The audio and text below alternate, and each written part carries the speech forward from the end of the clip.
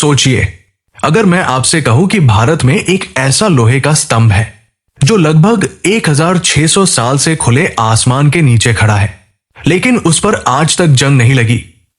बारिश हुई, आंधियां आई, धूप पड़ी, मौसम बदलते रहे, लेकिन यह स्तंभ आज भी लगभग वैसा ही खड़ा है।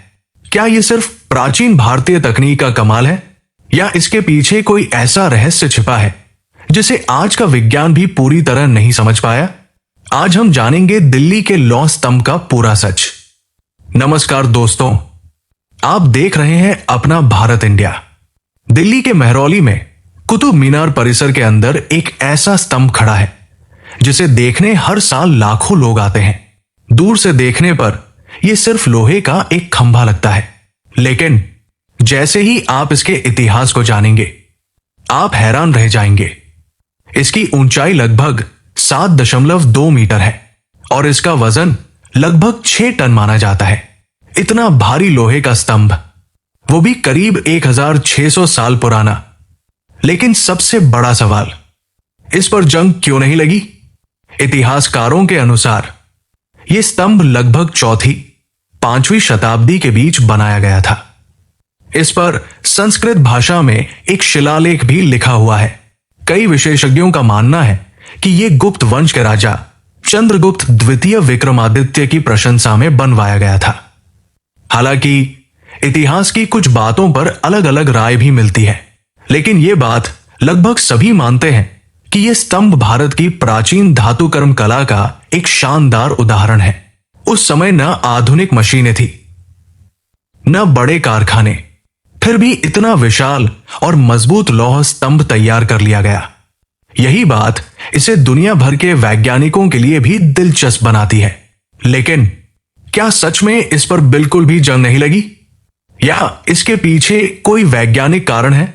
लेकिन असली सवाल अब शुरू होता है। आखिर 1600 साल तक लोहे पर जंग क्यों नहीं लगी? सदियों से यह सवाल लोगों को हैरान करता रहा। कुछ लोगों ने इसे चमत्कार कहा, तो कुछ ने इसे प्राचीन भारत की अद्भुत तकनीक बताया। लेकिन जब वैज्ञानिकों ने इस स्तंभ का अध्ययन किया तो उन्हें कुछ दिलचस्प बातें पता चली। विशेषज्ञों के अनुसार यह स्तंभ आधुनिक फैक्ट्री में बने लोहे जैसा नहीं है। इसे उस समय अलग तरीके से तैयार किया गया था। इसके लोहे में फास्फोरस की मात्रा अपेक्षाकृत अधिक थी, जबकि सल्फर और मैंगनीज जैसी चीजें कम थी। समय के साथ इसकी सतह पर एक बहुत पतली सुरक्षात्मक परत बन गई। वैज्ञानिकों का मानना है कि यही परत अंदर के लोहे को तेजी से जंग लगने से बचाने में मदद करती है। यानी यह किसी जादू की वजह से नहीं, बल्कि उस समय की धातु बनाने की उन्नत तकनीक और लंबे समय में बनी सुरक्षात्मक परत का परिणाम माना जाता है। लेकिन यही कहानी खत्म नहीं होती।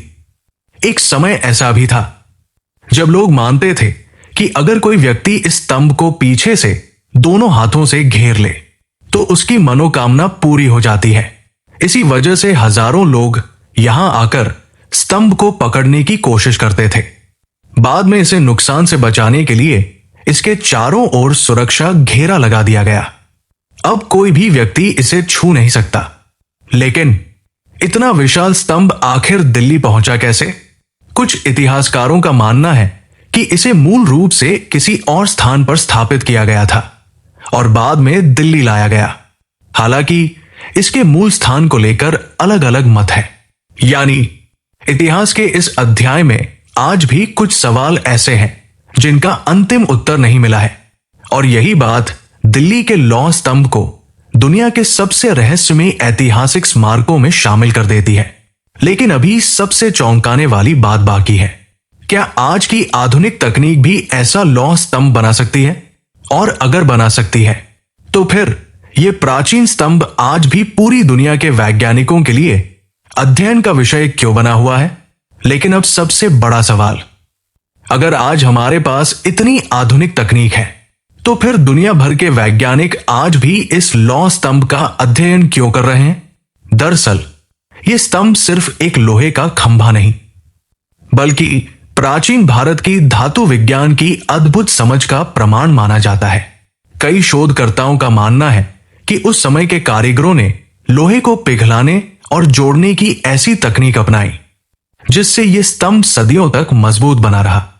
सोचिए, करीब 1600 साल पहले, जब न बिजली थी, न बड़ी मशीनें, न आधुनिक फैक्ट्री, फिर भी इतना विशाल लौह स्तंभ तैयार कर लिया गया।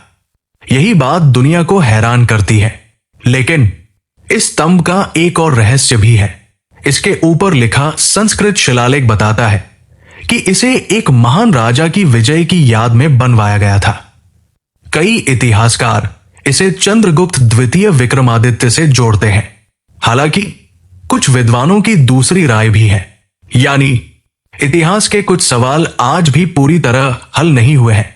अब जरा सोचिए, हम अक्सर मानते हैं कि आधुनिक विज्ञान ही सबसे आगे है, लेकिन यह लौह स्तंभ हमें याद दिलाता है कि प्राचीन भारत में भी धातु विज्ञान और इंजीनियरिंग का ज्ञान बेहद उन्नत था। यही कारण है कि दुनिया भर से लोग इसे देखने दिल्ली आते हैं। कोई इसे इतिहास का चमत्कार कहता है, कोई विज्ञान की उपलब्धि और कोई भारतीय कारीगरों की अद्भुत कला। लेकिन क्या भविष्य में वैज्ञानिक इस रहस्य को पूरी तरह समझ पाएंगे, या दिल्ली का लौह स्तंभ हमेशा इतिहास का एक अनसुलझा रहस्य बना रहेगा? लेकिन अब सबसे बड़ा सवाल, क्या दिल्ली का लौह स्तंभ सच में एक रहस्य है? अगर इतिहास और विज्ञान दोनों को साथ रखकर देखें तो जवाब है, यह कोई जादू नहीं, बल्कि प्राचीन भारतीय धातु विज्ञान का एक अद्भुत उदाहरण है। वैज्ञानिकों के अनुसार इसकी धातु की संरचना और समय के साथ बनी सुरक्षात्मक परत ने इसे सामान्य लोहे की तुलना में जंग से बेहतर बचाए रखा। यही कारण है कि यह स्तंभ आज भी दुनिया भर के इंजीनियरों, इतिहासकारों और वैज्ञानिकों के लिए अध्ययन का विषय बना हुआ है। लेकिन इस स्तंभ की सबसे बड़ी खासियत सिर्फ इसकी मजबूती नहीं है, बल्कि यह है कि यह हमें याद दिलाता है कि करीब 1600 साल पहले भी भारत में ऐसे कुशल कारीगर थे जो अपने समय से कहीं आगे की तकनीक जानते थे।